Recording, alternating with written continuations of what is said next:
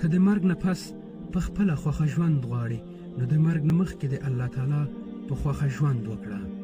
الله تعالی په قرآن شریف کې بیان کړی ده کیف تکفرون بالله وکنتم امواتا فاحیاکم ثم یمیتکم ثم یحییکم ثم الیه ترجعون.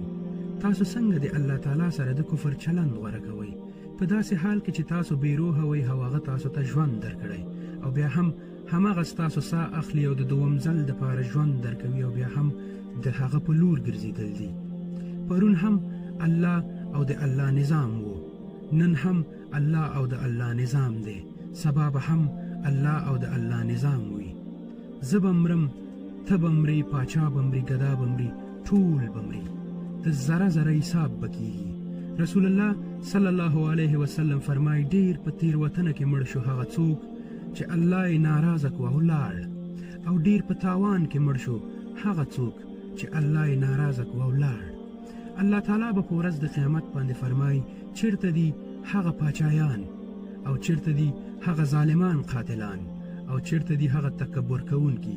هیڅ څوک به جواب ورکوونکی نه وي او بیا به الله تعالی فرمایي لله واحد القهار. السلام علیکم.